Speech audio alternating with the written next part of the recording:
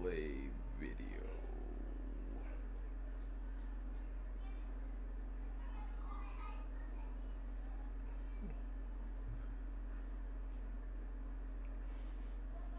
Alright, gameplay audio should be. Yeah, alright. We are supposedly live. Yeah, I got the notification. Alright. Hold on, let me get the share link. Yep. I'm gonna listen to it, make sure the audio is alright. Everything's good. I don't know, man. Everything is good. Yeah, looks good, sounds good. It wants to know, can you Google What fucking game is this? I'll take a look at it. Is this your Final Fantasy that you keep trying to get me to play? Yeah. I don't know, man. Yeah, I don't want to hear the nothing. Rathian, though. The Rathian's a nice touch. Yeah. Considering we're gonna talk about that godforsaken movie. I should have put a freaking Diablos there. Oh yeah, Black Diablos. Yeah. It's all good. It's all good. As someone that's dabbled in pixel, gosh damn, this is insanely complicated. The fact that they even bothered animating it is just beyond insane. Facts. Let me hit a bit cloud. Yeah, this definitely would have been fine as a still image and still would have been like an incredible piece of pixel art, but the fact that he animated it, oh man. Anyways, what is going on? What's up, people? It's your boy Dark Cloud here with Takun Hiratari, and we are doing episode 16 of Final Dash Podcast. We're on track. We've done every Monday so far. A little late, being a dad, multiple kids, had to make breakfast, lunch, and be on lives with the kids. Yeah, so I had to be a little late today. Plus, I had to get my run in. Did I think 3? No, 4 miles. He's got to get himself in shape for an upcoming bowl. Yes, there's a roll skit that we're gonna be going through. It'll So be fun. yeah, definitely be fun. So, just want to go over a few things. Takun and I will be doing a in the real Final Dash podcast that will be going live on this channel, and it will also be going live. I'm gonna re-upload it on my channel, but yeah, Okay. it's gonna be in the real, and we're also gonna be doing a skit. That's gonna be around my birthday week, so we'll see. Also, So, what have you just so been playing? Guys know, Go ahead. For the IRL Final Dash podcast that is happening on the 26th, so 2 weeks from now, that's when that one will be happening. And the skit we work on will be later that week. I don't know the exact date of when it all be like done being edited and pieced together, but that will be on my channel, and if Cloud is bold enough to post it on his own channel, he is more than welcome to. That's funny. He has more of a reputation image to uphold than I do, so I have no problems posting it, but he might, so we'll see how it goes.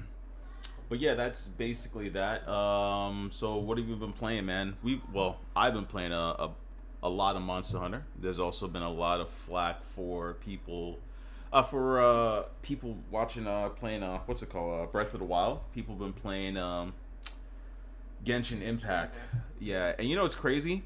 I was on my phone this morning, and I have Genshin Impact downloaded on my phone, right? And I'm looking at the Genshin Impact. Yeah, I got the Genshin Impact. I wanted to see what it looked like. Then I was like, damn, this art looks really, really weird. It looks almost familiar. So I slide through my phone, and there's an app from the same company. The hell's the name of the game? It's called Hadouken Impact 3rd. What? And it's a mobile phone game. It's not on the same caliber. It's a pretty good looking game too. It's like really, really good looking. Just it just blows my mind how well mobile gaming is like going up, man. Kind of makes me miss my mobile gaming news videos back in the day. Those videos actually did pretty well too. It, you might want to bring those back. Yeah, it's weird, honestly, to see kind of like a rise in mobile and a decline in console, or at least the quality of the games, I would say. Hmm. What games have I been playing recently? I've been playing a lot of Monster. I've been playing with you a lot lately, trying to carry you so you can get to the point where you can fight the end game Fatalis. Actually, that's pretty much the only game I've been playing lately. Monster Hunter World Iceborne. Uh, yeah, I've obviously, like I said, been playing a lot with you. I've also been playing a lot on my own. There's a time we played with my sister, and then I played with my sister when you weren't there too. So just a butt ton of that. I need to get on other stuff. I need to beat Ghost of Tsushima for, gosh, that update is coming out here in a couple days with the multiplayer. Yeah. But we'll get to that later for sure. That's what I've been playing lately, and like I said, Ghost of Tsushima is probably like my top priority of like games I need to beat right now. Steril Jones, sup, cuz? What's Yeah, good, Cyril Jones? I think that's the first time I've seen that name before. If you're new to the channel, that's what's up. Yeah, thanks for swinging on by. Yes, All sir. right, so I guess we can start going into the topics. I know, like you said, you've been playing Monster Hunter. We have your Final Fantasy 14 gameplay flashing up on screen here. So, Yeah, this is a pretty old gameplay. I haven't been in the office lately. I've been just chilling in my room. Yeah, yeah. So I haven't been recording any new gameplay. Gonna record some more. Probably record some Fatalis and all that. And next time I will not You're just gonna record. record yourself getting clapped over and over again? Yes. That's what you want to upload? Yes, that's exactly what I want to upload. Yeah, but this is like, I don't know, like almost like through 2 month old gameplay. So I gotta start recording more content. Yeah. Am I low, or is it just because I talk pretty quiet? That's, who knows. All right, I turned you up. You should be good All now. right. What's up? Thank you, Novocaine? Novocaine. So yeah, getting into some of the topics we have here, nothing too crazy. There is some juicy stuff though, but I figured we would open up with the Pikmin 3 Deluxe demo being released on the Nintendo eShop. I downloaded it. I haven't played it myself yet, but according to what was it, VG Tech here, the Pikmin 3 Deluxe demo runs at 720p 30 FPS docked, and then 576p 30 FPS in handheld mode. Not looking too good. This is with not those a numbers. heavy dependent graphically type of game. Like, what's going on, man? I think what's going on here is that it's just one of those games where so much is happening on screen, and just because there's a lot of Pikmin on screen, and then you got like the AI. Well, whatever. I think it's just This is a lot going on, not graphically, but there is a lot going on behind the scenes of the This is game. why we haven't seen Grand Theft Auto on the Switch, and it would sell like gangbusters. But there's a lot of stuff, a lot of different AI, a lot of Yeah. different cars. There's so much things going on. To be honest, A lot of things would have to be cut back, but it's definitely possible because it was It's- originally released on 360 and PS3. it is definitely possible. But I feel like this is one of the reasons why Nintendo can't pussyfoot and not actually make a more powerful system. And I get it. There's gonna be people that's gonna be left behind. That's gonna hold the system. But that's the way technology goes. As a matter of fact, RGT83 put out a video a few weeks ago where he was talking about something that investors was talking to Nintendo about. They should actually look into the mobile phone aspect in Yes, I something think that that we is one of didn't the touch. articles one of the articles I posted here that actually was talking about that specifically. Yeah. Some analysts out, I believe, in Kansas City was Mhm. talking about that, and yeah, I guess we'll talk about it now since you brought it up. Yeah, so Part of you wants Nintendo to go that route because obviously the idea behind the Switch is just like it's just so perfect for Nintendo. I don't Hmm. see them coming out with a new console that is not a handheld hybrid at this point. They found their So niche. This yeah, is yeah, this they is did. kind of like the Apple format for them.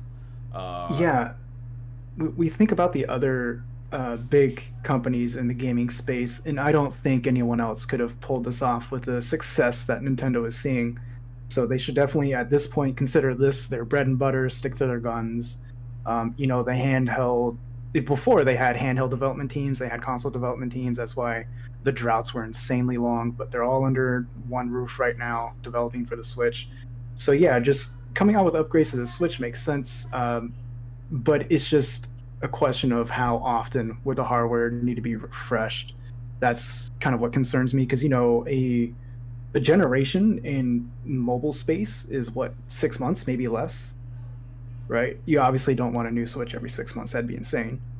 Uh, maybe I would say, yeah, I'd say maybe every like 4 years, maybe yeah. 3. What's up? The old, what is that? The old Olgavan? The old Gilvan? Olgilvan? Yeah. Oh Well, man, yeah. we're butchering that name. Yeah. I'm sorry, man. I've been playing. I play that game a lot. I don't know how many hours I have in it. I know I have more hours in this than Takun has in Monster Hunter, and that's Oh big yeah, for knees. sure, for sure. And Takun is not no slouch. I think, what do you have, over almost 2,000 hours in Monster Oh, Hunter? overselling me. I think I'm about to hit like 1100 hours. Okay. Yeah. So I definitely have about, like, I think what is it, 3,200 hours of gameplay in this game. But the game's been out for a minute, and I think you've been playing since day one, Yeah, which plus I kind of max out all of my jobs. Right now I'm maxing out Samurai. I would not be surprised if Cloud has a whole another life in this game, like a house, a wife, and kids, and all That's how it that. was in my Final Fantasy life. Yeah, like I Ah, literally had a yeah. guild. I had a wife. I actually got married. We had a house, and yeah, we had people that basically, there's these two kids. T. I'm not gonna put their name out there. They were basically like our kids, and they kind of like ran the guild when we were off and shit. Ah, damn. This Yeah, is a whole Sword Art Online story yeah, that you're crafting for bro. yourself. It really was, man. It really was.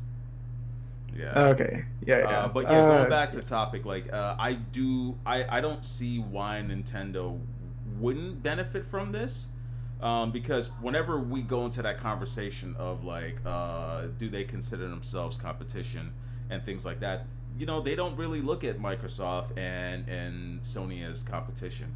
The only thing I will say is keep Game Pass off the Switch.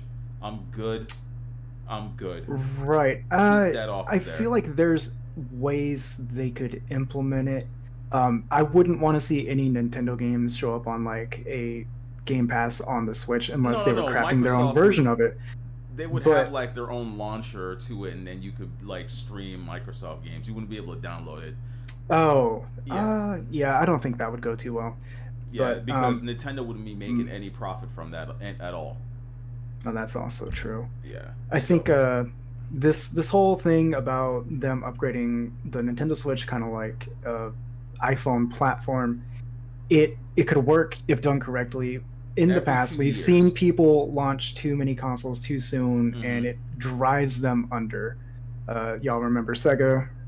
Rest in peace, rest in But peace, right? one But of the things yeah, that changes that narrative now is that even Nintendo themselves is actually going x86. So it wouldn't be like hard for them or anything like that. It would basically be, they would have the hardware.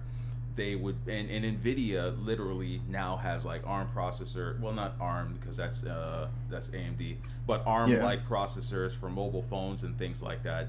So if they keep updating those year over year, so Nintendo could take a completely different route and do it, like, every 2 years. Not every year, but every two Oh, years have, even like, 2 years would be very frequent. but that's different. You don't have to keep upgrading. I don't know. It's a slippery slope. Like we all agree it is a good idea for Nintendo just to keep going down the Switch route, but I guess the frequency at which they would refresh, it's like very. slippery slope. Like I said, if you do it too much too soon, people are just gonna drop it and be like, "Yo, why even bother buying a Nintendo system? There's a new one 2 years on." Yeah, no. I I feel like that's too frequent. Maybe that's the right number. Who knows? Who knows? Sterl Jones says, "Am I the only person tired of Mario year after year?" Sterl Jones, I used to be you. Cloud used to be you. Remember you and I, man, how long ago was it? Well, I think it was Years ago. 2011, 2012. Around then, you and I were just over it. Yeah, I kind of Completely over it. I'm still the same. Like even when I was You playing still feel like that? Odyssey Okay. was cool, but I just wanted it to be over. Yeah, in a sense, I'm still the same way, but I've kind of eased off of the Mario hate for a bit. I would say the more recent Mario games have been good. They actually felt like they were inspired by something, whereas back in 2011, 2012, and you and I were just like pissed at Mario. It was the exact same game over and over again. That's when they like reinvigorated with the new Super Mario Bros. Series, and they were just 2D side scrollers, and they were just boring. They were lame. It was not fun to play. It was just like copy and paste, and it just all felt like a decline for me.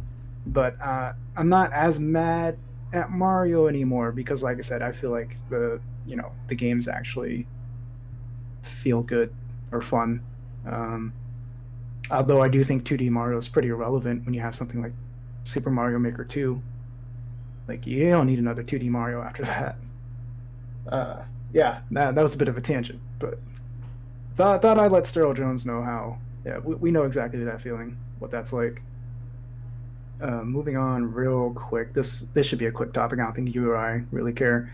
Overwatch on the Nintendo Switch is getting a free trial in both the U.S. and Europe from starting tomorrow, actually, October 13th through October 20th.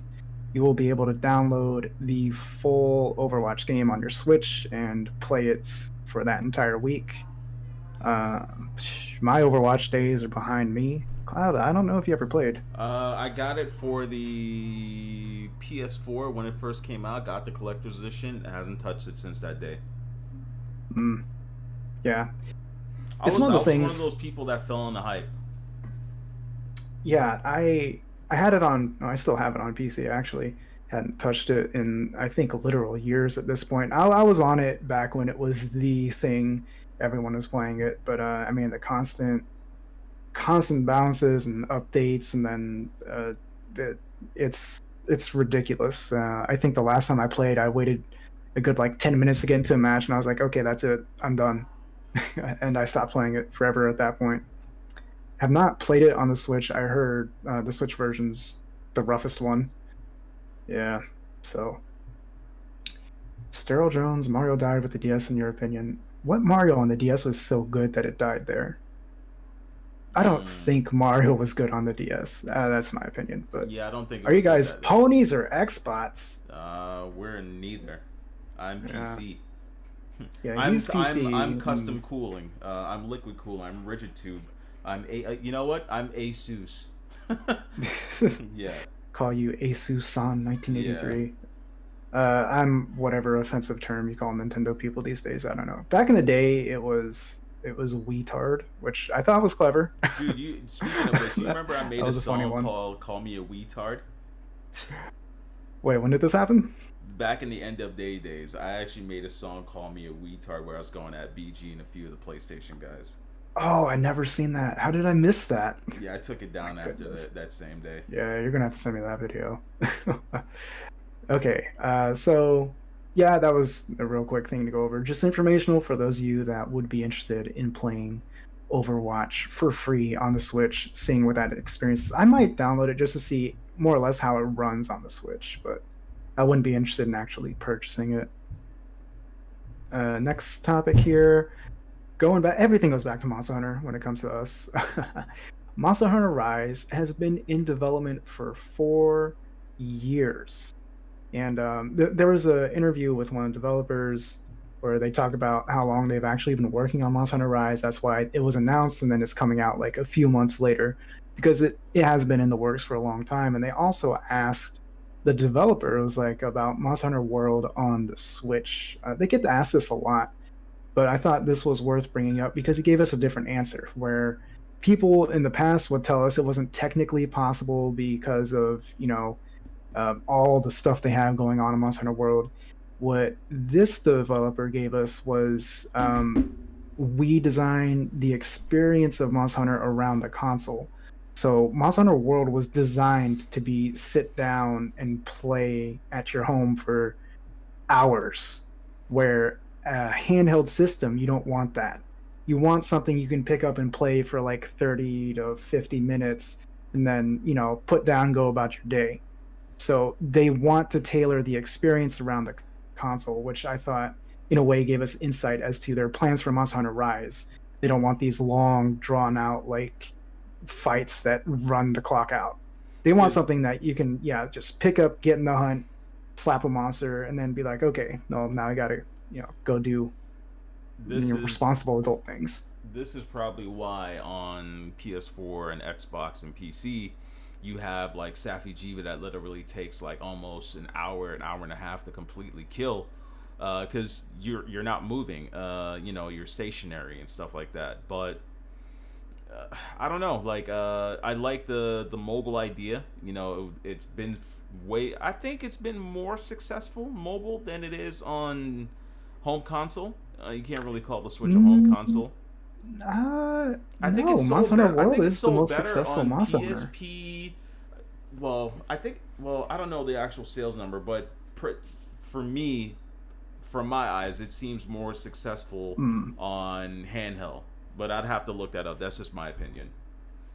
Okay, yeah, I see what you're saying. Like for your personal taste, yeah, I feel the same too. I really love Monster Hunter on handhelds because when I'm out and about, I don't have a connection to the internet. I can go about and I can do like some single player quests. Maybe I'm just gathering a bunch of stuff for crafting for when I do go home, connect online, and can do the multiplayer things. It is really convenient to have Monster Hunter wherever you go, in my opinion.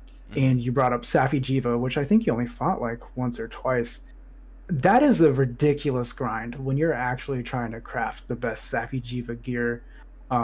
It's deceptive, isn't it? Because the hunt itself only lasts 20 minutes, but you have to kill this guy like 3, 4, 5 times before you can actually get the gear and upgrade it. So, and that's just for one weapon, and he drops like an infinite number of weapon combinations. So it is an insane grind. I definitely don't see that working on Monster Hunter Rise, like a handheld version of it. Yeah. Real quick, so they don't have a hard number for the original Monster Hunter. I can't find it, but Monster Hunter Freedom 3 for PS3 sold like 4.8 million. Monster Hunter Generations 3.5. Monster Hunter 4 Ultimate 4 million. Monster Hunter 4 3.4 million. Monster Hunter World 4.6 million. Monster Hunter Freedom Unite PSP 5.5 million. Monster Hunter 3G 2.8 million. Monster Hunter 2 2.5 million. Monster Hunter Tri for Wii sold 2.2 million, and everything else underneath that, every other release was like almost like under a million. So it seemed I'm guessing those are the Japanese numbers. Yeah. No, these were total sales all over. No, like nothing like specific from Japan or anything. This is just total sales. Oh, no. Monster Hunter World sold way more than that. I basically picked everything. I added Japan and all that stuff, and then I'm looking at total sales. Well, I thought it did. Who knows? Yeah. But yeah, you can see the trend. I guess overall, I'd say it's pretty consistent once you. I mean, obviously the earlier ones, especially back in those days where it was not a well-known series, it's still PSP version kind of isn't 5.6. Yeah, that's I think when people really got into Monster Hunter was Freedom and Freedom Unite on the PSP. I don't remember anyone over here talking about Monster Hunter on the PS2. It was once it came to PSP, people were like, "Yeah, this is fire." and I think that's because No, you're the right. PSP Though, has some great games, but like it didn't have nowhere near the games PS2 did, so it didn't get swept under the rug. okay, I take that back. Those numbers were obviously incorrect. So Monster Hunter World sold 16 million copies together. This drives There we Monster go. Hunter franchise up to 64 million if you combine all of them. Yeah, yeah. Okay. Yep. Um, I knew the number was higher, but yeah. real quick, there is another topic related to Monster Hunter that we wanted to Oh talk God. about.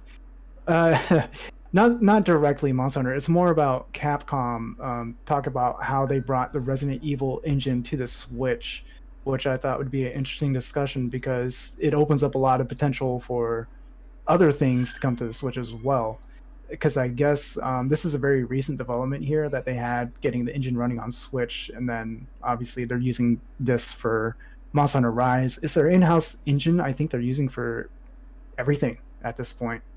So this could open the door for other games if they're scalable enough to be coming to the Switch.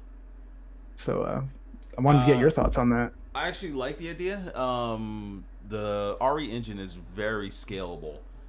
It does some pretty cool things. If you play Resident Evil 2, Resident Evil Nemesis, the games look pretty great. And they were able to make it stable and all this other stuff. So when I hear stuff about like Resident Evil, what is it, 8 not running well on the PS5, I don't know, man. I'm just tired of fanboys. But the RE engine scales really, really good, and to see that actually come over to the Switch, I think this is the first title using this, Yeah, makes me believe that somewhere down the line, we will, we will see a Resident Evil game coming to the Switch.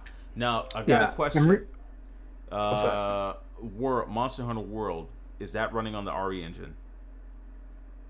I don't believe so, but there would be no point in that coming to the Switch when No, no, you no, have no. The only reason Rise. But I'm wondering is because the animation and way that they do graphics and scaling, plus the RE engine has like a really, really, really good anti-aliasing solution. So okay, if that, it's yeah, it's not running on it's not running on the Resident Evil engine. I'm just looking it up here. It's MT Framework, which is one of the million logos when you fire up Monster Hunter World. yeah, So that's true. yeah. But yeah, I'm looking here at the article. It's listing some of the games Resident Evil 2 Remake and Devil May Cry use the Resident Evil engine. That would be dope if they brought those games over to the Switch if that was possible now. And I'm sure there's a lot of other like really big titles out there. Fun fact, I'm kind of a bitch when it comes to horror games, but I did get all the way through Resident Evil Revelations, and that was one of the best gaming experiences I've had, to be honest. Back when it was on 3DS, turning on the 3D does add, obviously, I felt like a lot of immersion when you're playing on the 3DS, even though I wouldn't consider it like a mainstay feature in gaming by any means. But Have you ever yeah, done VR? between that and I had like really good quality headphones back then. I plugged those in, I turned off the lights at night, I had those headphones on, and then the 3D cranked, and that added a whole nother depth of scary to the game for me. Did you I tried to recreate it on the Switch. It wasn't the same. question? Did you have you ever done any VR games? No, I did partake in like a VR tech demo several years ago with like whatever HTC had. I forget what kind of nerd convention I was at, but it was cool. And at the time, I thought to myself, when you come over, I don't. I want you to try the beginning part of Resident Evil 7 in VR Oh with noise no, canceling headset on. I'm actually gonna die of a heart attack. I remember it was a very cinematic experience. I wasn't exactly sure how it would translate over to video games, but I definitely thought VR would be like the future for movies. I think that would be nuts. But I think I was saying the same thing for sports, movies, and concerts. yeah, I mean, we're all in quarantine now. Maybe that's how we have like virtual concerts and stuff. Who knows? I mean, they tried one. It wasn't in VR, but it was a Fortnite Travis Scott concert, which drew in millions and millions of dollars in, and it Oh was yeah, really really big, and it did exceptionally well. So that was a thing. moving on to another Monster Hunter related Oh, topic. oh, we're just gonna keep it going. IGN teases the Monster Hunter trailer Yeah, from Sony and Capcom. Uh, What the hell is that? you can't even find the words for it, can you? It's I'm just looking at it again. leaving you speechless. I'm looking at it again. Oh my god. They got the Diablos down so well. That is the thing, yeah. So this trailer, the one I sent Cloud, is the quick 17-second teaser of the Black Diablos. And yeah, the Black Diablos looks and sounds exactly how it should. Yep. It's amazing. It is literally everything else that's wrong with the trailer, in my opinion. The fact that they show up there with their military-grade equipment. I think the biggest thing here is there's like a close-up shot of Ti with his eye closed looking down a scope of a rifle. I'm like, dude, come on, how do you have 17 seconds of trailer and that's one of your main highlights? Like, this is not okay. I'm looking at another one right now, and the Rathalos actually looks pretty, really, really good too. Wow. That's the thing, they're getting the monsters down. They actually, after this trailer went up, they had another, I guess, kind of trailer, more of just a video of them sitting Mhm. down with Monster Hunter developers, and they're Yes. showing them the footage in the movie of like the different monsters that they had put in, and the developers giving them really good feedback. It's just like, yeah, this looks like how it should. It sounds like how it should. It's like, this is amazing what you've done with this. But that's all they talked about when they showed the developers. They didn't show them any of the like story aspects of it or any of like the human element, Okay. which I think is where the movie's gonna flop. But as far as getting the monsters to look and sound correct, Hold yeah. on, hold on. So I did not see the sit down. I don't know when it changes from because there's a part in the movie where you see Ti and you also see, you know, the girl that ruins every single movie video game, and she always seems to like, what's up with Capcom? Is she contracted with Capcom? No. It's the director they got. It's the same director for the Resident Evil movies, and that woman you're talking about is his wife. He will cast her as a lead role in like Oh any god, movie he isn't touches. that a conflict of interest?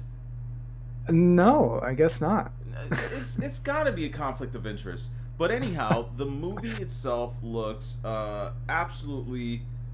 When they actually move from the actual video game portion, I mean the not video game portion, when they move from the what am I looking for? From the guns, the modern guns, and then you see Tony Jaa. You see like the great Jaggy like sword and Oh shield. yeah, like the bone weapons. The bone yeah. weapons. I'm like, okay, this looks pretty good. You know? That's what I want. I want it to be just that. I don't want it to be, because the story is somehow this military squad gets transported to the world of Monster Hunter. Their weapons don't work, and then Tony Jaa shows up, saves the day, and is like, "Hey, you guys need to become hunters if you want to fight these things." And then I guess somewhere along the line, the real world and the Monster Hunter world are going to cross over. Monsters are going to come over, destroy cities and all this other nonsense, and these people are going to have to show up with like their dual blades, bows and arrows, and whatever to take them down. Right? The plot bothers me. The plot bothers me so much.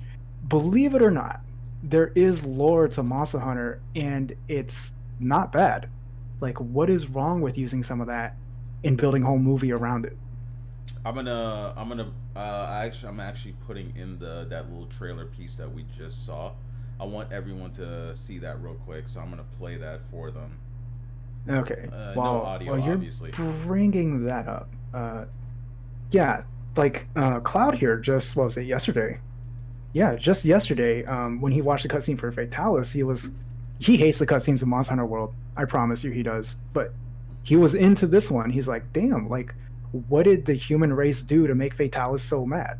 Because he wiped out an entire country overnight, which kind of gives you the perspective of how powerful Fatalis is, why he's the final boss of the game. And I started telling him the lore behind Fatalis is like, um, he's a very intelligent elder dragon that was angry at humans because they would just hunt monsters mindlessly, wear their body parts as armor, and was kind of wiping out monsters.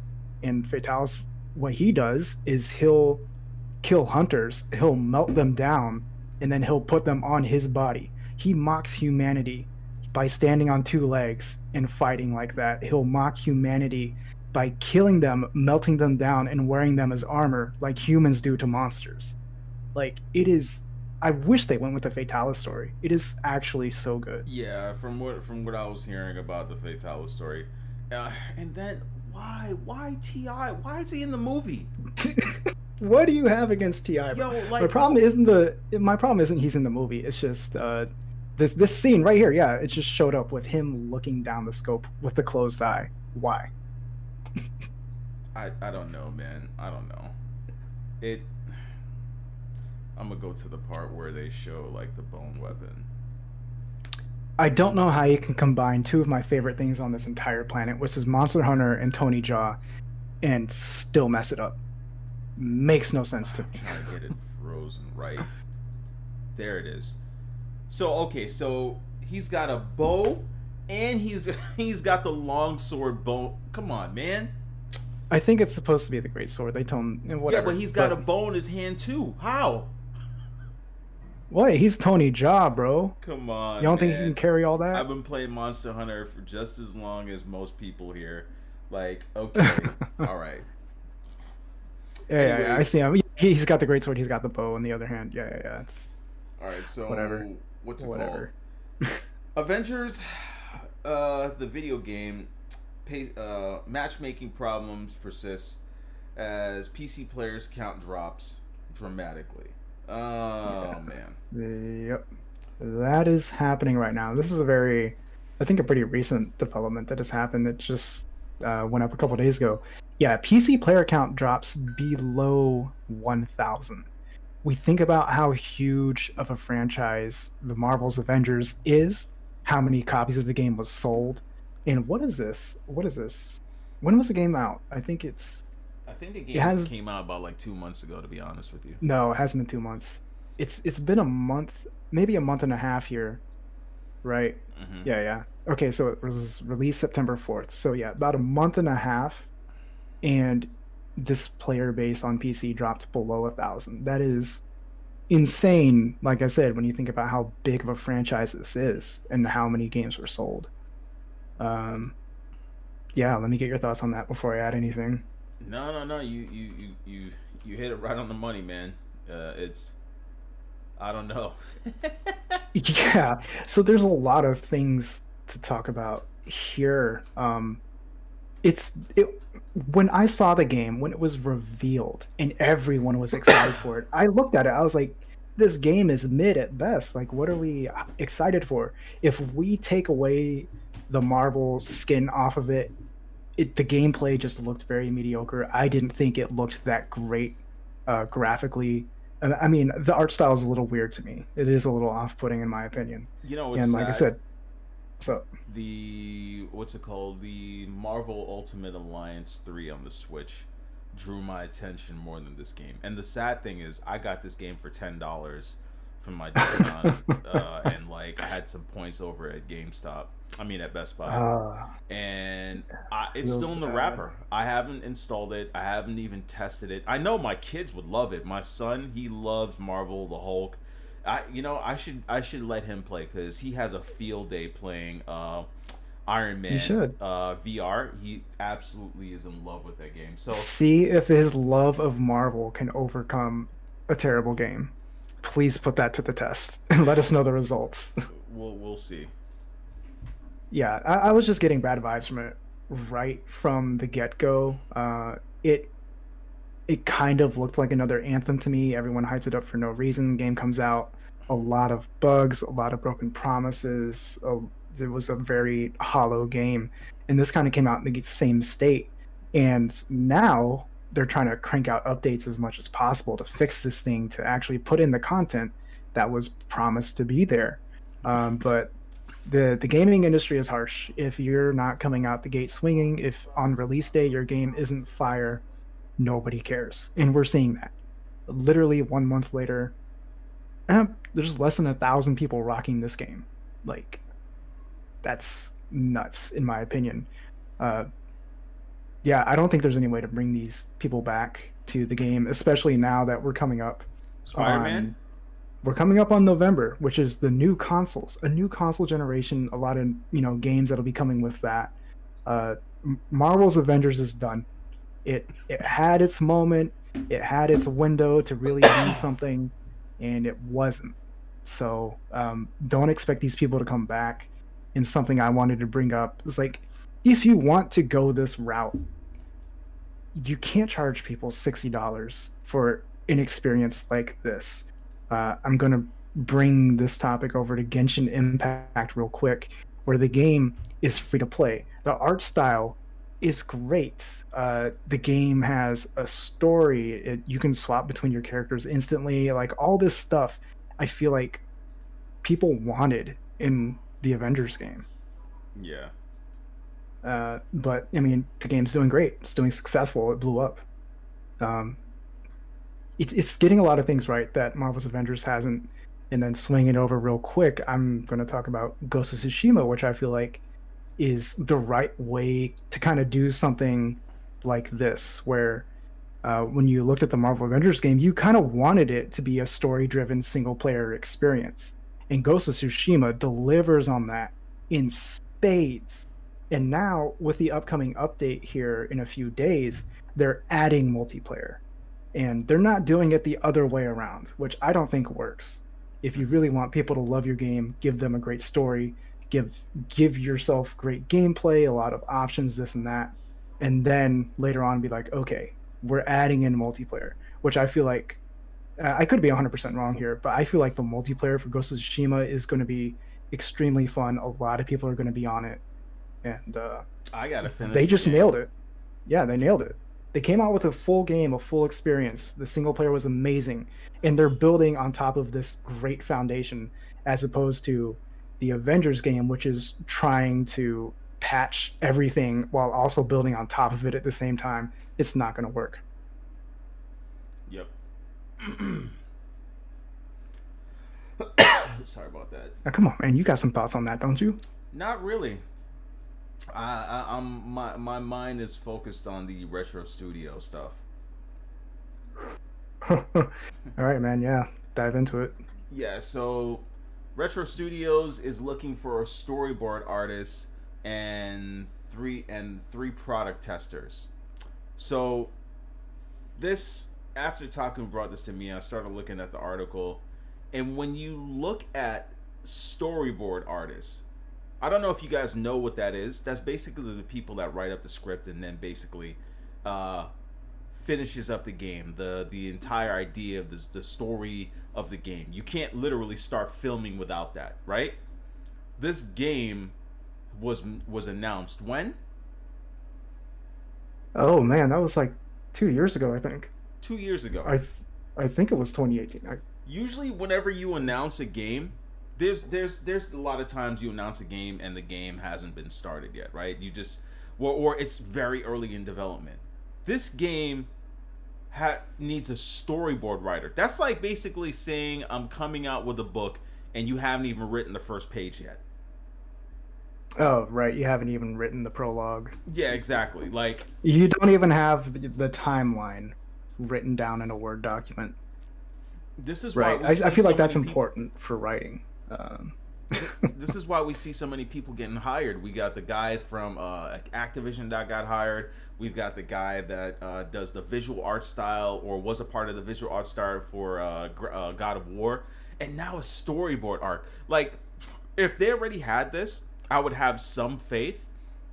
But to have, because you can hire in like the guy from Call of Duty, right? He'll come in and be like, hey, maybe we should do this because you already have a story.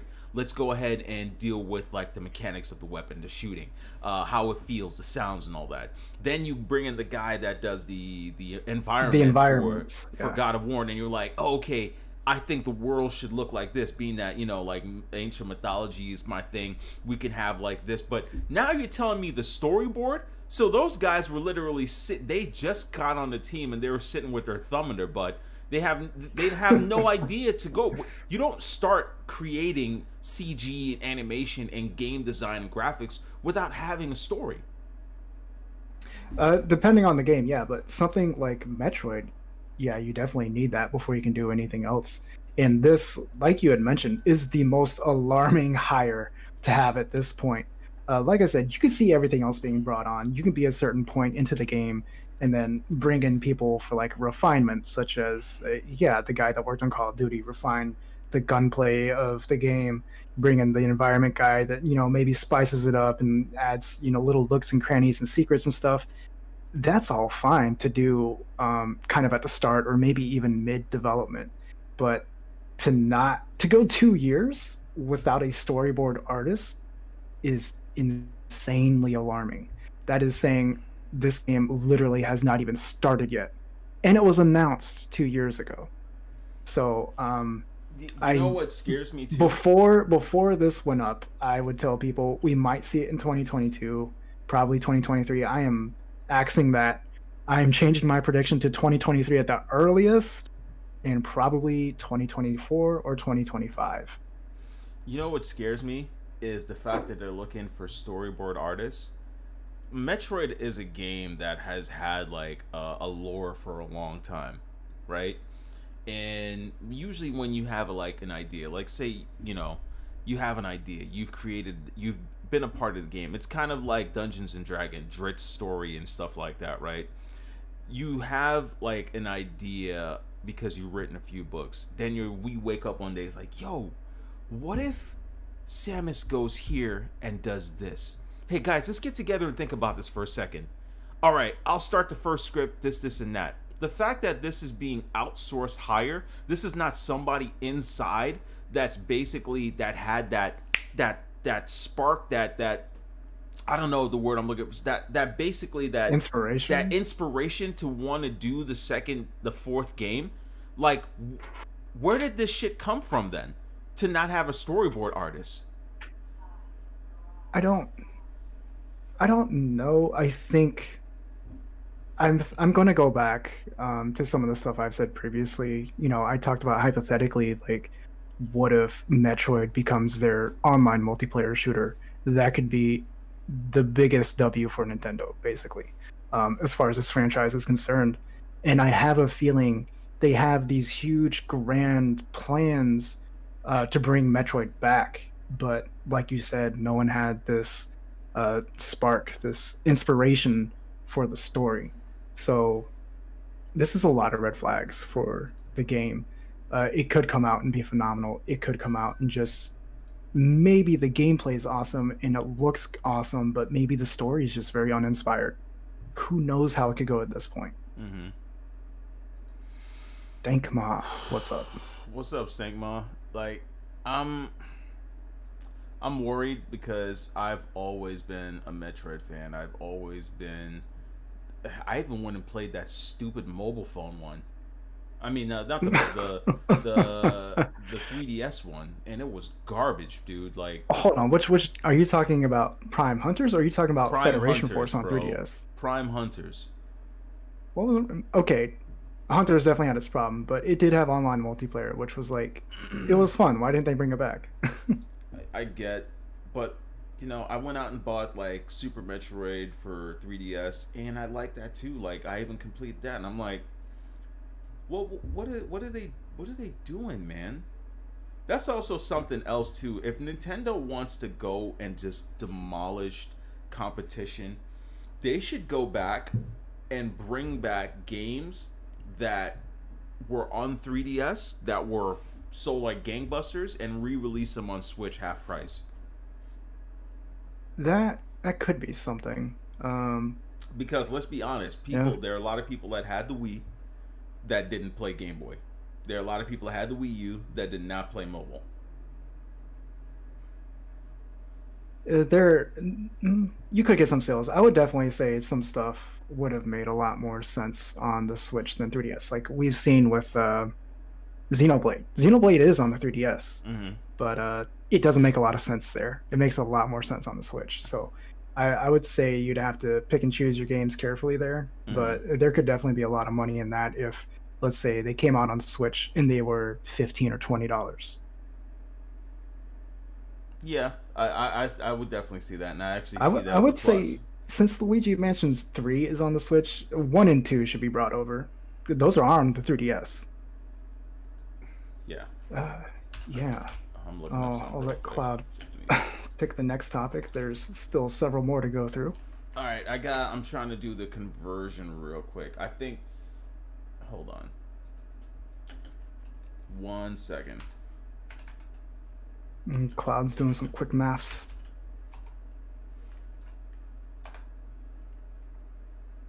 So I guess while he's So Joy Cons in Japan are getting a permanent price drop.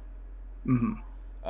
From 37 yen to I mean it's going from 47 yen to this to 3700 yen. Missing a few zeros, but yeah. Yeah.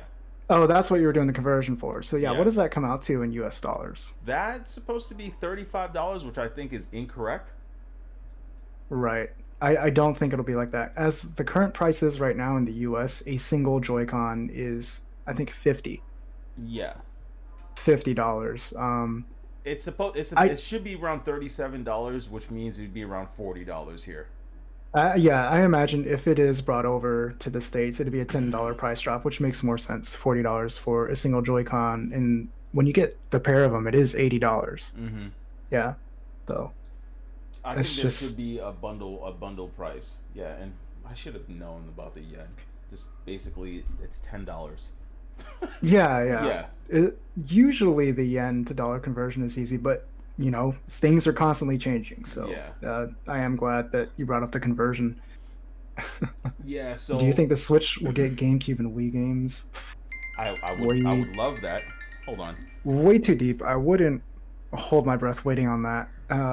There's a couple on there. The Xenoblade Chronicles was originally What's a up, Wii buddy? game. We got obviously I'll Sunshine, close which this. was Hold on. originally GameCube, and then Galaxy. I I'll wouldn't call you back after expect this. them to do a bunch of single releases, kind of like what you or I would want or expect of them. I think if they do go this route, they're going to release more collections. So, do I think more will come to the Switch? Yes, but probably not the way we would want it to. Yeah. What's up? Way too deep. But I would love to get. There's a lot of Switch games that should come. I mean, 3DS games. Little Battlers should come to the Switch. What the hell is Little Battlers? It's basically a mech warrior type. What is this? This is a mech warrior type game. Wait, hold on. I got important mail. It's a mech warrior type like game where you basically you basically capture robots, or you basically go to the all right. You basically battle little robots. You are a person like a Pokemon trainer, and you actually build your robots. You go to like the hobby shop and build your robots from scratch, and basically battle them. And then there are people that are like in like the Final Fan, like the world of what do you call it? There are people in the world of like Pokemon where you basically meet them up. They have their antagonist, protagonist, and you fight them. The game's actually pretty good. I put like 40 hours into it on 3DS, and it has a lot of mechanics to it, and I think it could do really, really well if it came to the Switch. And it was held over in Japan for a long, long time, and it was one of the games that people were asking for when it came to the Switch. When it was in Japan, a lot of people were asking for it to come over to US, and they finally brought it over. I don't know how well it did here, but it should be pretty good. Yeah, it sounds like Metabots back in the day. Yeah, it's kind of like that, Stankma, but you should look it up. But games like that should come to the Switch. You already got Daemon X Machina, man. What more do you want? No, no. Look up a trailer of Little Battlers. Trust me, you would like it. Yeah, I probably would, but I've already gone back and probably played the last 3DS game I'd be interested in, which was Monster Hunter Stories. Yeah. But gosh, right, we were waiting on you to bring up the next topic. Okay, yeah. So next topic is Japan's Super Nintendo World opens at Universal Studio in the spring.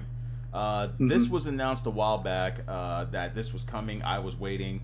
It was supposed to be Universal Studios in a few different places, and it just never. It was obviously pandemic came, and it's been completely quiet. We haven't heard anything, and it's good to see news like this pop up. So yeah, this is a quick little topic. I'm just happy that they're still doing it. So Nintendo confirmed this morning that the beautiful Super Mario World is now scheduled to open at Universal Studios Japan next spring. So that's really awesome, and that's going to be in Kyoto based. That's going to be around the Kyoto area. I'm not sure exactly where their Universal Hold Studios on. at. I don't think it's going to be in Kyoto. I know it's saying the Kyoto-based company, so that's where Nintendo's headquarters is. Yeah. But I think this is going to be more on the east side in the Tokyo area. I'll have to find out the exact location, but yeah, correct me if I'm wrong, but I think it was actually supposed to open spring or summer of this year was the original plan, but obviously the pandemic just threw all of that out a window. So yeah, it is good to see that they still have plans to open it within the relative near future. Yeah. Obviously, they definitely plan on opening it because you're not going to drop that kind of money and build that kind of park and just never open it. Yeah, That'd be terrible. That is a fact. And for quick topic, well, actually not quick topic, topic change. Nintendo sues popular TikToker and street streamer Poke Princess. I don't know why they sued her, and Takun's gonna go over it. But Nintendo has been ruthless when it comes to other people messing with their stuff, and they haven't lost any lawsuits at all recently. Not that I know of. I don't think Nintendo's ever lost a lawsuit. This is where all your Nintendo Ninja memes come in. It's kind of a half joke. Like, it's a real thing. I think a week or two ago there was some guy selling basically piracy on the Switch, and Nintendo got him locked up. It wasn't just we're suing you. Like, the dude is in jail. So they are no joke when it comes to protecting their IPs. What this person had done is they had kind of made some homemade Nintendo products and sold them. So the lawsuit, she had to pay all the profits she ever made selling Nintendo lookalike stuff, and she had also made some adult content. I don't know if that was like Nintendo themed or not. But if you want a way to instantly be on Nintendo's hit list, you make adult content with Nintendo themes. Like, they still... I don't know. I don't know the exact details. That's what I said. Maybe it was there, maybe it wasn't. But I was going to bring up the story of, like, back... What was it? In the early 90s? Maybe the late 80s. There was, like, some Mario porn kind of parody. Nintendo bought the rights to it, shut that down so it can never be used against them. Like, that's how far they'll go. Yo, and I don't know what she was thinking. If Soulja Boy literally got shut down, and he's bigger and has a lot of money, you are a TikToker. What were you thinking? Oh, man. I forgot about Soulja Boy. I'm so glad you brought that up. And I'm looking at the merch. She had a Mewtwo merch sweater. Like, bro, you didn't think Nintendo was gonna sue you? She's also got like a black shirt with a Pokeball on it. Like, bro, come on, son. Yeah, Nintendo has a lot of their own official products that they sell, and if you're selling something that could even remotely cut into their profits, they will come after you. They will shut you down. They've shut down a lot of fan-made games, because there used to be a fan-made game, what was it, another Metroid 2 remake, and it was big. It was taken off with the community. Nintendo just came in, immediately shut it down, and I think a couple months later, that's when they announced the remake on the 3DS. And you know what? There are gonna be people that's gonna say Nintendo's cutthroat for this, but no, this is not cutthroat. This is business. You know what I'm saying? If Mm-hmm. somebody bought something, they bought the It's a rights, bit they of bought the both. character, they bought the art style, and that's also something you got to worry about too. Whenever there's art style, there's multiple versions of art style. There's different types of art style. You look at like Superman, right? And you Mm-hmm. see how many times Warner Brothers Animation drops a new Superman, and he looks nothing like the original. They do that on purpose so that if you were to ever try to sell anything, if he remotely looks like Superman has an S on his chest, they can get you. Like this is their livelihood. This is money. You know what I'm saying? I'm Mm-hmm. pretty sure that if she was Nintendo, right, and somebody else was doing this, dude, she's even got plushies. No, no, no, no, no, no, no, no, Okay, no. so you're getting into it, seeing Yeah, everything that you she tripping, had out bro. there. Yeah. Okay, so let me bring to the chat real quick before we move on. Way Too Deep says, "Are you guys against emulation for Nintendo stuff?" He says, "DC, do not answer if it will get you in trouble." Emulation. I don't emulate Yeah. anything. I haven't in a long time. I used to. For those of you that don't know, Cloud is ballin'. He buys everything. You guys do not even would not even believe how many games he has that are not even opened. His unopened game collection is probably larger than my entire library. Shut up, man. It is actually nuts. As for me, uh, Nintendo's never going to be associated with me after I say this. I have hacked Nintendo consoles, and I have done a lot of emulation, getting games running on Nintendo systems. A hacked Wii U is low key the best Nintendo system you can own because you can play everything on it up until the Wii U. Obviously, it's got built-in emulators for freaking DS, Game Boy Advance, NES, SNES, all the Nintendo systems that came before it. It is nuts.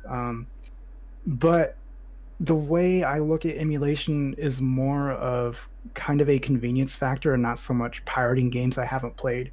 A Oh lot my of the god. games, pretty much a good 90% of the games I have on emulation, I have owned in the past already, but I moved away from physical media. So there's no way for me to legally like own most of these games digitally. So I've been on this journey more or less where I'm downsizing, kind of minimalistic kind of thing. I move around a lot, so I don't like to carry a lot of things with me. I pretty much at this point have the clothes on my back, my systems, my computer, and like that's it. Yeah. It's convenient for moving around. So that's kind of why I do it. That's kind of how I look at it. If Nintendo actually decides to step up and provide ways to own these games both in a digital format and legally, I will support that. But they have done pretty much jack shit to do that. So, I want to add something to Poke Princess before we end. I feel that another reason why they put the kibosh on her, she's got inappropriate adult content wearing Nintendo clothes. okay, so I was right about that. Yeah, that is probably the biggest thing that got her on Nintendo's radar. That is probably the biggest thing. But yeah, going to the chat real quick. Setakaiba, I hope you get these notifications sooner, man. What else is he saying here? He used to do emulators when GBA was out and used MAME. I think that's how you pronounce it. You wish you knew how to hack the Switch. That's the thing. As much as I want to hack the Switch, I'm not going to hack a current system. Like I have a hacked Wii U and 3DS, which I consider to be dead at this point, which Mm. I think we can all agree on. I think that's fine. There's not much money to be made there anymore, if at all. But hacking a current system, that's starts getting into territory where even I would find it questionable. Um, Stankamal wants to know what game is on screen. This is Final Fantasy 14 Online, sir. Yes, Cloud has more hours in this game than I have in my entire PS4 and Switch library combined. Uh, don't don't know that. But Yeah, yeah, could be true. Could be true. but I do play this game a lot. Like, it's also something that I'll just have just like running in the office when I just sit down. Sometimes I'll play it. It's running right now. I'm logged in, just chilling in the lobby.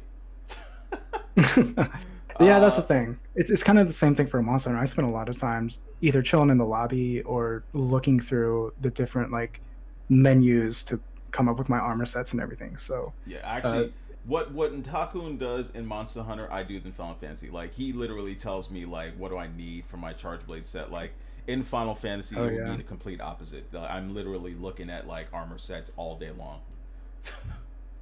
I um, believe it. what's it called? So juicy topic. Mm. So Dirt 5. So for a while now, people have been saying that Microsoft has not shown anything running on the Series X next gen. They're worried about it. People were worried. There was what's called the RDX podcast where Aaron Greenberg was on the podcast and they asked him, "Hey, when are we gonna see any games or any type of like gameplay? Is there any news or anything coming soon?" And Aaron Greenberg was he didn't have anything to say. He stuttered up a few times and he lost his words. When you're the marketing person for Xbox, you need to have an answer at all times. That's like asking Reggie Fils-Aimé when's the next game we're gonna see, right? Or are we gonna see more games? Hmm. Reggie always had the answer immediate because that's what Reggie's thing is. That's Reggie. That's what he's supposed to do. That's what he's supposed to do, and that's the thing. And Reggie is the president. You know, he's not the marketing guy. There was definitely somebody that did market. I think it was Doug Bowser that was doing marketing. So for him not to have an answer, it was kind of worrisome to a lot of people. But then what came after that, we finally get to see gameplay of a game running on the Series X. Just in case if people are wondering, Halo Infinite was not running on the Series X. It was running on a PC spec as the Series X, power wise. So Yeah, that game was not. that doesn't sound good. Yeah, that game was not running on the Series X. Then you also had Phil Spencer that came out and said that don't expect any 8K games. 8K gaming is out of the realm of reach at the moment. Even though while saying this, having 8K etched into their processor. Yeah, it is I'm not done yet, interesting. but I'm gonna let that sink in for a second, and then say that ray tracing is spotting right now, so they don't have a way of showing ray tracing at the moment. They're working on it. Um, all Oof. while PlayStation has showed games running with ray tracing, and actually having ray trace games already, and showing, for instance, Devil May Cry 5 with ray tracing. So Sony is showing a lot of stuff, and then uh, Dirt 5 was hands-on gameplay, and Digital Foundry did a video. There's a few sites that went ahead and did their thing, showed a whole bunch of stuff. But game had a ton of pop-in. The graphics was okay, not the best. Usually, car games shouldn't really eat up a lot of our car games. Are always been the game to show off what next gen could really look like, and this is not. As a matter of fact, IGN Dirt 5 Series X hands-on preview, high on content, low on next gen wow factor. As a matter of fact, there were some sites, and I think another site posted something that does the same type of analysm as Digital Foundry, and they said that the game run in dynamic 4K. Even though it's close to 4K, the whole thing by saying 4K gaming is now a must. Everything is going to be that. You know, we got that from the Xbox camp. We got that from the Xbox marketing team. Even touting 8K, then to have Phil Spencer say that 8K is out of reach right now and no ray tracing. Not to mention, none of the gameplay showed on Dirt 5 had ray tracing, and the game was dropping frames in what is it like Ooh, graphics mode. It was still 4K not what you 60, want. not what you want. It also had a 4K 120 hertz mode. No, actually, it had a 120 mode, but it was not native 4K. As a matter of fact, they dropped a buttload of stuff. As a matter of fact, it was 1440p at 120 hertz, and the graphics went to a complete blistering drop. Not the first game you want to show on your system that you scream power. I'll let you take it from there, sir. Oh man, gosh, you went over a lot of stuff. Kind of one of those things that stuck out is like you don't want your spokesperson tripping over their words. Was it Don Matrick, the guy before Phil Spencer? Mm-hmm.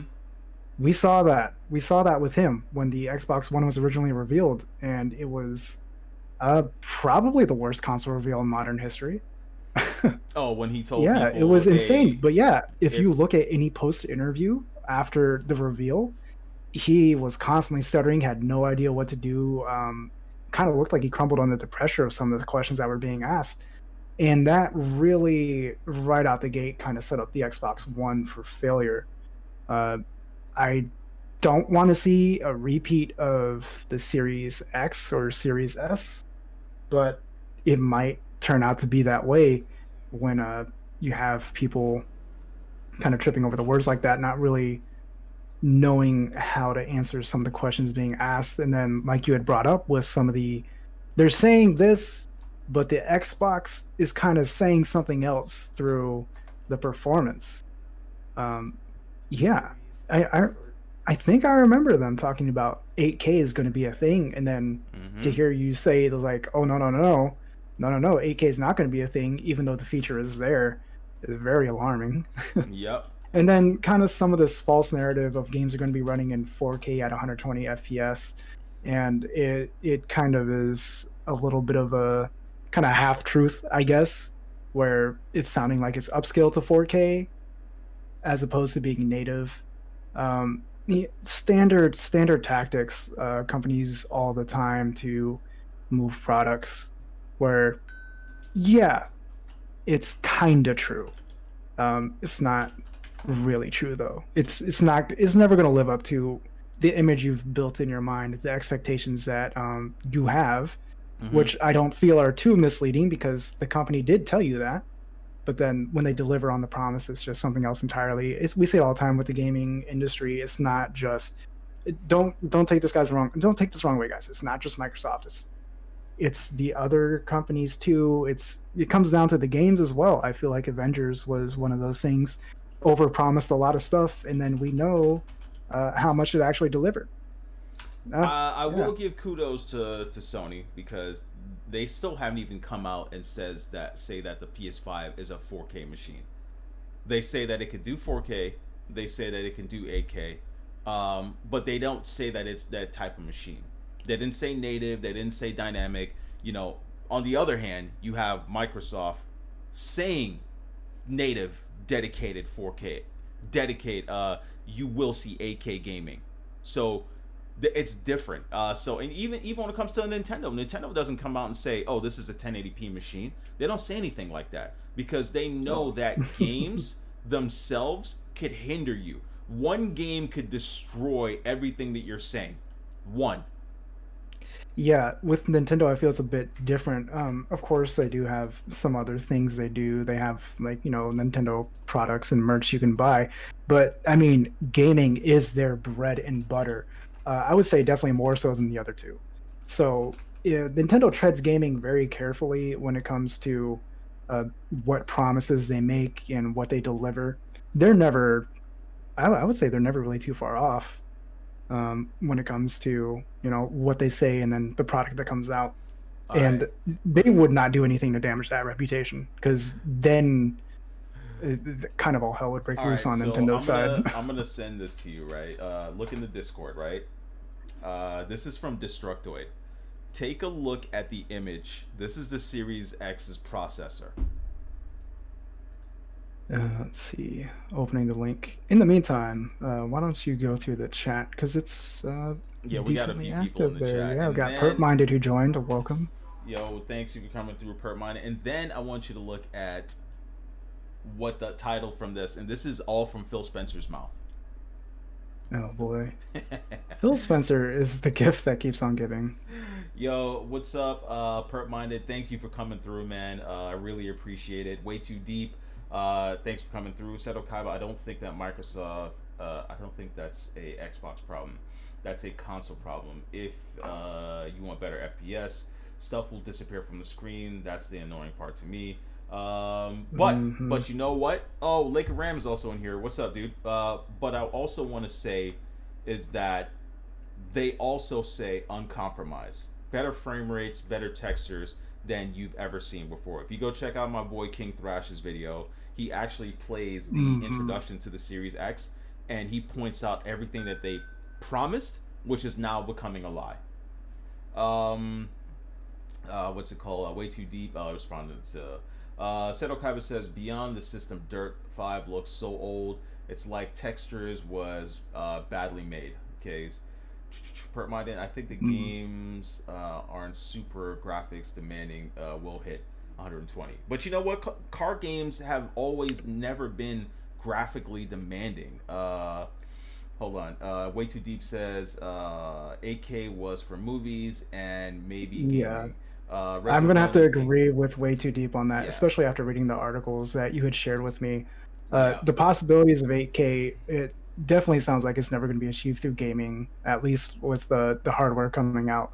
I fully believe that you can probably have movies playing on it in 8K, but for gaming, that is not going to be a thing on Xbox Series X. I want you to tell the guys real quick what I just showed you.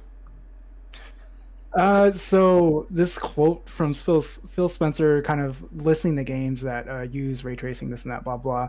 But I think the part you wanted me to look at here was he talked about 8K, and he says it's aspirational technology. So he doesn't even view it as realistic. Yep. He's just saying that's something we aspire to achieve one day. Yep. And then he says ray tracing support is spotty. Then there's the Series X processor, the APU, and engraved on it is 8K. Yeah, it's actually nuts. But yeah, I think Way Too Deep kind of hit the nail on the head there. It's just like, if we ever see 8K out of the Series X, it's only going to be for movies. Like, it's nuts. I honestly don't even think we're going to see 120 FPS out of the Xbox Series X. I think that's even not in 4. I don't know if we'll see it in 4K. But what was it? So it's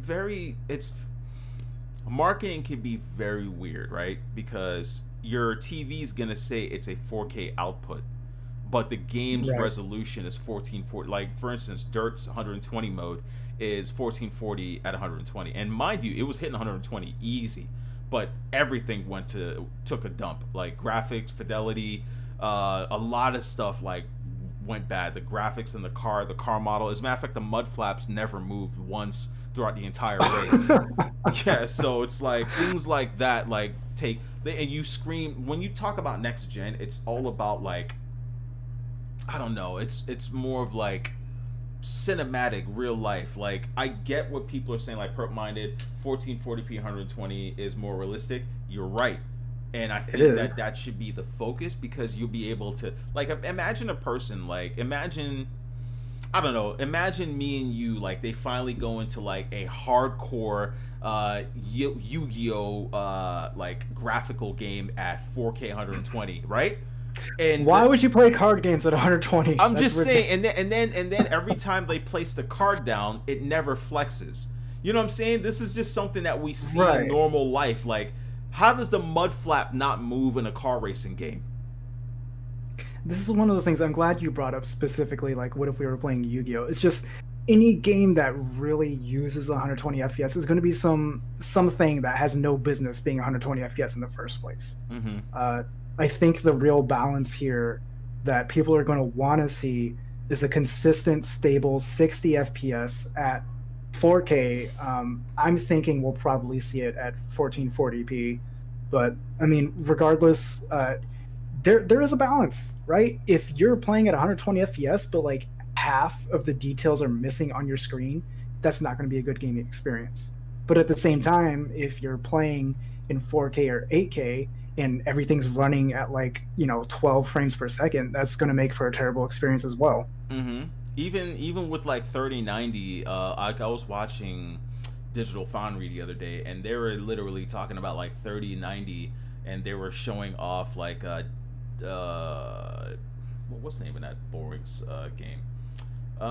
Anyways, it's the game from Hideo Kojima. Dead Space? Death No. Stranding. Death Stranding, yeah. Where in You native, played the like game, you brute beat force it. How do you in, not remember? hey, in native like 8K, the game was at like 1 to 9 frames or something like that. But then when you turn on DLSS and all of these other things that do like artificial reconstruction, machine learning and all that, it's not native anymore. You can get like 60 and all that. So what I'm going with is I being a console gamer, I kind of like the approach of PlayStation and Nintendo. They've mainly focused more on the games. They don't come out and start talking about 120, 60 FPS, 4K native, 8K this, blah, blah, blah. Even when they showed off Gran Turismo 7, right? I don't think there was ever a marketing slur in there that said anything about 4K or 60, right? It was just, how did the game look? How was the experience? Now, How is every it running, time, which is very important to have yeah, a how is smooth it running? experience. Yeah. And it's to the point that now Microsoft has this thing over their head that every single game that comes out, people in their head are going to be like, what's the frame rate? What's the resolution? Is it running that way with ray tracing? Did they fix the ray tracing problem? Ooh, is it 4K 120?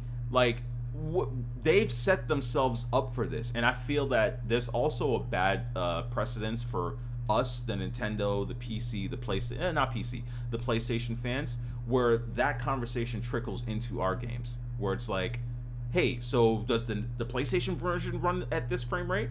Does the Nintendo game run at this frame rate? And I feel like it's taken away from the what we call gaming. Like me and you, we've think about it. We play Monster Hunter on PS4. It's available on PC. You know what I'm saying? We I could have it care on PC. less. I think you do too. Yeah, we have it on PC, but we could care less about how the game runs in frame rate because we're actually having fun. And I think that's where the conversation is starting to change because of this 4K 120 ray tracing conversation happens. People forgot about the actual game itself. Yeah, that's the thing. The chat kind of gets the point. Seto Kaiba brought up he has. I mean, if you have an expensive graphic card and it can't even hit the high numbers that Microsoft is talking about, you know it's just not going to be a thing on consoles. Yeah, everyone here is kind of like in the same boat. It's just, does it look good enough? Does it run smoothly? That's what gamers actually want. We can clown Nintendo all day for being the weakest hardware, for not having the insane graphics that the competition has. But at the end of the day, everything Nintendo puts out runs smooth. Mario runs a smooth 60 FPS. Smash Bros. Runs at 60 FPS. In any game that isn't quite smooth, I look at Fire Emblem Three Houses. It doesn't really need to be. It's a turn-based game. It doesn't need to be, a 60 FPS experience. So they have their priorities right when it comes to the game development. And I feel like that's more important than anything than just talking about benchmarks, hitting those benchmarks. The poster child for benchmark games, Crysis, I never heard anyone actually talk about Crysis is a fun game. Crysis is so good, this and that. It was always, oh, my PC can run Crysis on max settings. I'm Look at Seto Kaiba's comment. Read that. Look at Fall Guys and Among Us 6. Yes, that is another thing. This whole narrative of games have to be some sort of epic, cinematic, like pull you into the experience kind of thing. It's like, no, games like Fall Guys and Among Us are proving that if a game is fun, people will flock to it. Like, it's dumb what I guess the gaming media and a lot of the bigger gaming companies try to sell you versus what people actually want. Yeah, I like his comment. Look at Fall Guys, look at Among Us, then look at Anthem, Destiny, Division. Ask yourself why we see one set a successful and the other one a failure. It's basically the enjoyment in video games, man. Like, yeah, and those games are. It's funny you bring up Fall Guys and Among Us because those games are entirely built around a multiplayer experience, which is what a lot of the AAA companies are trying to do. But a lot of the AAA companies leave out, the fun factor. And the sad thing is, these companies spend what, tens, hundreds of millions of dollars sometimes developing these games, and then they're probably looking at the developers for Fall Guys and Among Us like these are just some indie ass clowns, and they're selling millions of copies, which is, I'm going to guess, more profit than some of these AAA developers, because you have a small team of people, working with a small budget building this game, but they get numbers in the millions. That is way more money in their pocket than spending, millions of dollars to maybe get a few million in sales. Do you feel that? So I also want to add to that. Like, I'm not picking on Microsoft. What another thing that I want to say is, do you feel that Microsoft should have never listened to the Xbox One generation? Because I feel that them listening to them, like, oh, the PlayStation 4 is 1080p, and it's cheaper and it runs games better and it had better resolution, while the Xbox One didn't have that. And then now it's like, okay, well, we have the graphics, the power, and all that stuff. Like, I feel like they changed focus to listen to a few fans, and that's now changed in narrative. Like, that's all I hear.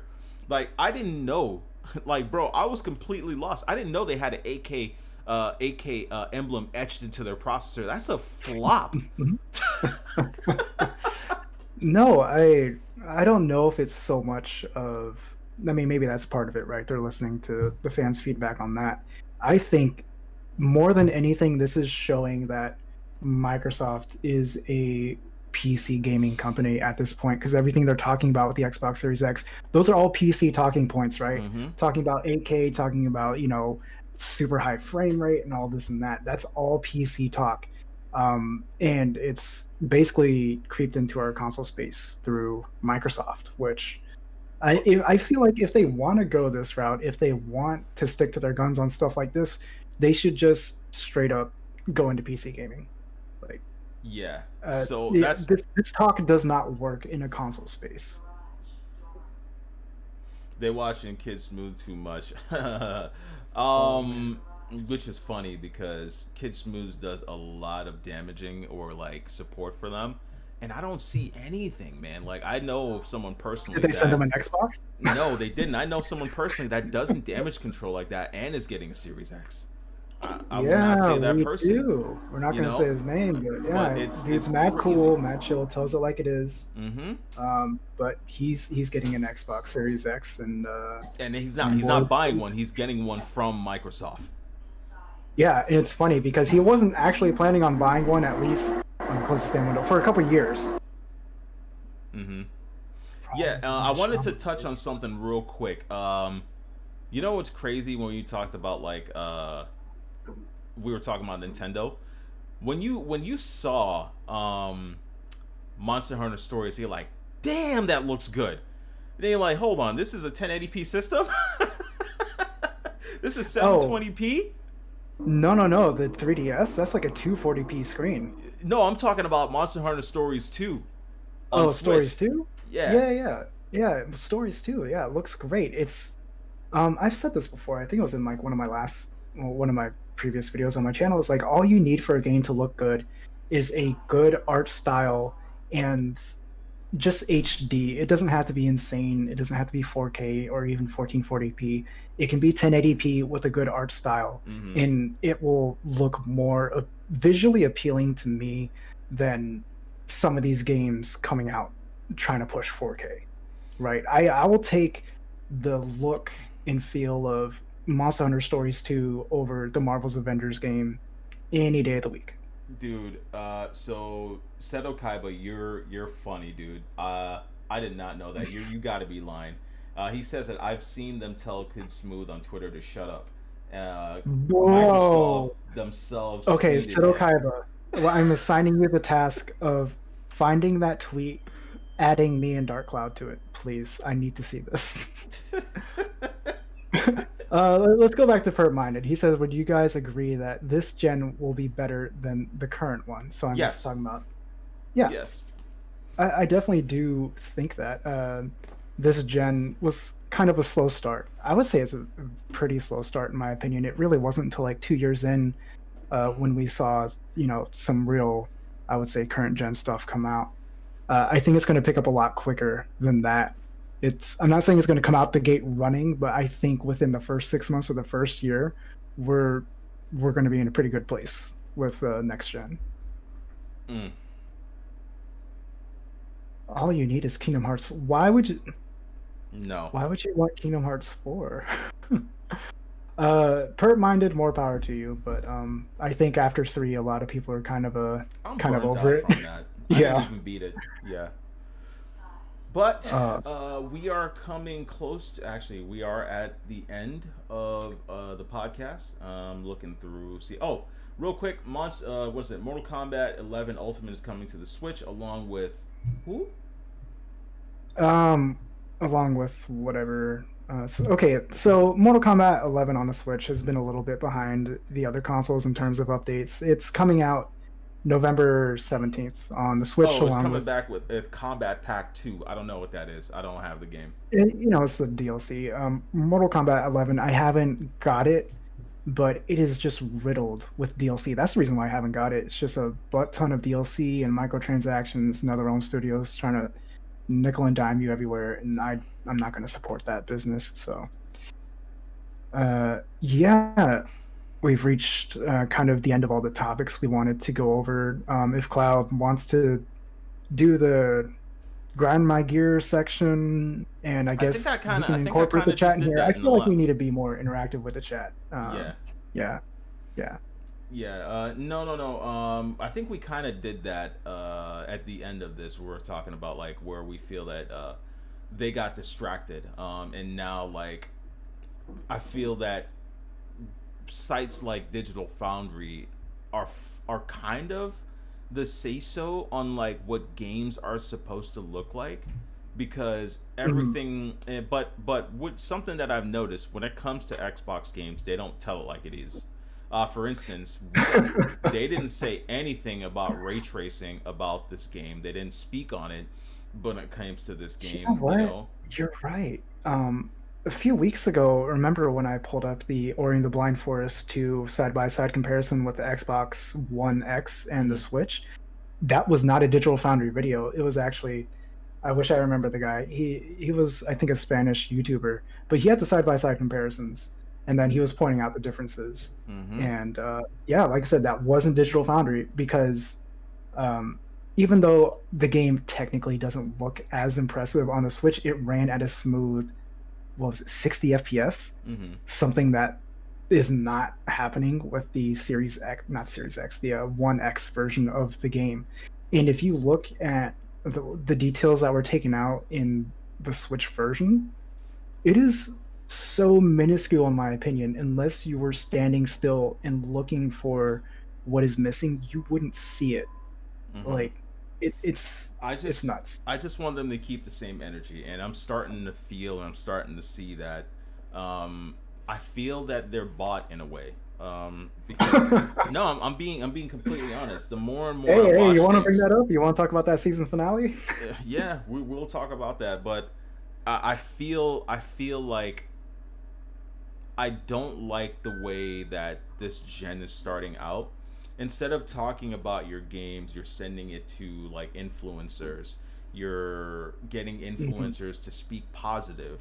And this whole thing, we don't know if it's overheating. Right. We don't know if it's getting too hot. We don't know anything like that, but you debunk these people. Then you even had people from Microsoft Central saying that the Series X was getting a little too hot. Not just fan, but actual system touching warm. That's from Mom. So yeah, I feel that they're trying to change a narrative, and I don't know, man. I like traditional console launches where it's you show the games, you get people excited, and then you go with it. But I feel that Digital Foundry is kind of in their pocket. And it took me a few videos to start to notice that. Even the video when it came to lighting and shadowing, and ray tracing, not in Halo, they were comparing it to The Last of Us and trying to point out the flaws in The Last of Us. And I'm like, why would you compare that? Why would you not? Why Yeah, would why wouldn't you compare it to previous Halos? Yeah, exactly. Why not compare it to previous Halos? Why always taking the jab at PlayStation? I don't know. Yeah, it definitely seems like they kind of have their own agenda going on over there. Don't get me wrong. Some of their videos are great and very informational if you just stick to, I would say, some of the side by side comparisons between different versions of the same game. I think those videos are fine to watch and kind of soak in. But yeah, as Cloud mentions, there's a lot of other videos they have posted where it's kind of like they're pushing a narrative. Mm-hmm. So just kind of be careful in general. This isn't even limited to gaming. Just be careful with the media and the content you consume. I would say don't take anything too seriously. Yeah, if you lean too heavy into one side, you're kind of closing yourself off to any other possibilities or arguments, right? Damn, I was actually going to say something before I got into that. Nah, you good. um, no, I lost my train. I'm gonna get it back as soon as this is over, right? No, okay. I was gonna say, yeah, this whole thing Microsoft is doing, sending out consoles to content creators, to influencers, that's a move that really is only done by, I would say, someone in last place. It's not a move you see Sony or Nintendo doing, uh, Kind of because they like don't need to. They let me don't need to, prove right? myself type thing. Microsoft has the most to prove right now. They're the ones that need to reel people in. Looking at the sales numbers of the Xbox One, yeah, we talk about it. I say quite a bit how the Switch came out 4 years later and passed up the sales of the Xbox One. Hey, let Like, me cut you in on something. Something that you just said about like last place and doing things like that. When Nintendo came from the flop, which is the Wii U, yes, Nintendo didn't send their system to everybody. What they did was people were like, "I want games. Show me what you have." Drop the games. Nintendo made a system, launched the system, but before then, they showed you all the games that they had working. Microsoft is very quiet on what they have working, what's coming out, what games are available. Like Nintendo literally had to show a slide of everything that probably was didn't even get start making. You just the trademark of the game was out. They had to show something, and Microsoft isn't doing that. Instead, they're trying to buy people with hardware and not show them the games. well, I think that plays into the different mentalities of the two companies, right? Because Nintendo's bread and butter is software. It is games. At the end of the day, they are constantly reinventing the wheel with hardware, this and that. But at the end of the day, you buy Nintendo systems for Nintendo games. So when the Switch was announced, they needed to show that they had games on the horizon, and Microsoft's kind of taken the other end of the approach where they think for some reason specs and hardware is their bread and butter. So that, of course, is what they're talking about. That's what they're pushing. Their move is to get the hardware in people's hands so they can see how great and amazing it is. But kind of like Cloud said, it's like they're not pushing games. It's very odd to be a gaming company. It's very misconstruing because you're a software company and all you do is talk about Game Pass, but all you've been doing was sending around hardware. But you're also all you've been doing is telling people we don't care if you don't buy an Xbox. As a matter of fact, there's a post from Microsoft, an actual Microsoft account, saying buy the PlayStation. Whoa. You Okay. didn't know about that? All right. Y'all need to start tagging me in tweets for real, for real. No, My bro, Twitter is Seto. at Takun Hiwatari. Yo, It is in the Seto, description. way too Please, deep. He didn't. please I tag did me in not nonsense tell you like that. this. Microsoft No. literally told people to buy a PlayStation 5. That is nuts. All right, so updated to-do list. Cloud needs to tag me in this tweet. I think Seto Kaiba, you need to tag me in the in this Kids Move tweet. Like, bro, this is nuts. These are great topics we can go over. Let's bring it back to the chat real quick. We've been going on for a little bit. We're gonna close off with the. You can go ahead and read. I'm looking for something. Okay, so Perp Minded asks, is like, why don't we? Okay, actually, before that, way too deep. We know pretty much nothing about Xbox Series. I'm guessing the Xbox Series S is what he's referring to.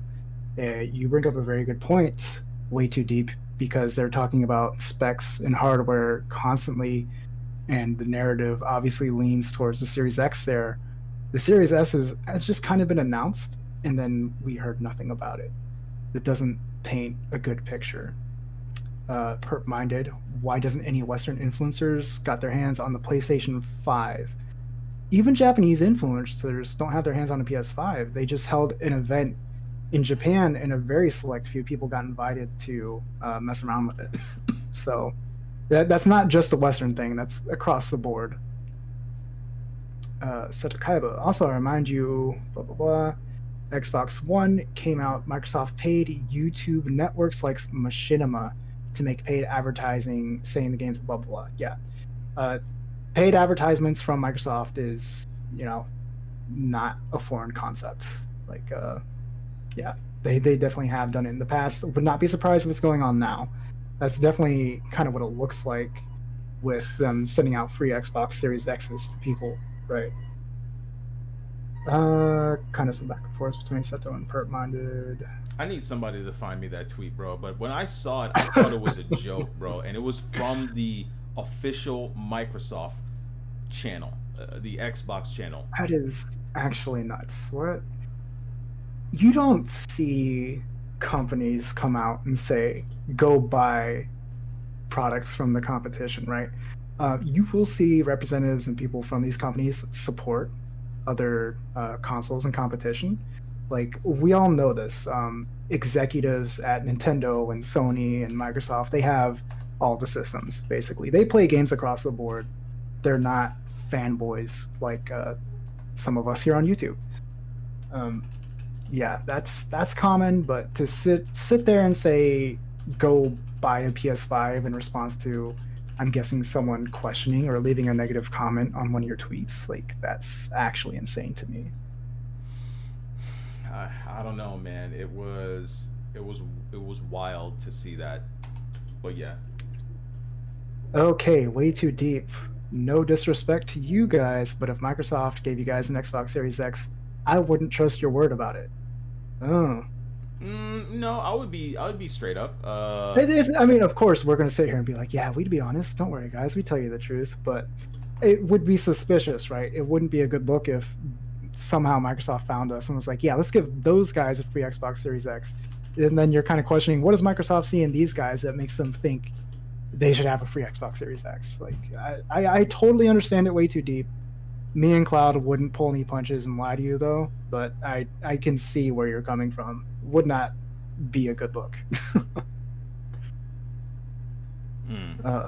Yeah, Perp Minded pops back in. But what is the difference between tech use words that gets products? Okay, I guess the difference between tech people that get products early to review it, and then let me actually read this. It's kind of worded. What's the difference between tech use words that get products early for review? It just seems like the same thing associate all companies stop sending people products early, or tech YouTubers. Okay, so tech use words is supposed to be tech YouTubers. This makes a lot more sense now. So what's the difference between tech YouTubers that get products early for review? It just seems like the same thing associates from all companies. But according to them, that those weren't finished PS Series X's. Those were early builds. They wanted them to see like the load times and stuff like that. Yeah, I don't think anyone's getting the final product early from any company. Maybe get like very late prototypes. Yeah, I think we ran this on long enough. Yep. Probably a good point to wrap it up. Thank you, chat, for stopping on by, leaving your insights. It is fun to go through and read the comments as we go and kind of sidetrack and piggyback off of those for a bit. Yep. All right, people. So, before we sign off here, Cloud has his channel, which I'm pretty sure all you are familiar with. I have my YouTube channel. The links I think should be in the description. We have our Twitter accounts. If you find some nonsense or some juiciness on Twitter, do not hesitate to tag either of us. We love to see it. I promise you. Yeah, and I think, we started late, but I think this time works better for our viewers. Obviously, people are here and active, so maybe we should push this back to Mondays around, when did we start? 11:30. Yeah. Hey, Who Taco, knows? real You quick. guys can let us know in the chat. You can leave comments a on look the at that. video. Let us know what time works best for you guys, and we'll do our best to go around that. Hey, dude, look at that from Xbox in the Discord. Read that out loud to Hold on. people. Hold on. No, what? No. Hold on. Let me finish reading this.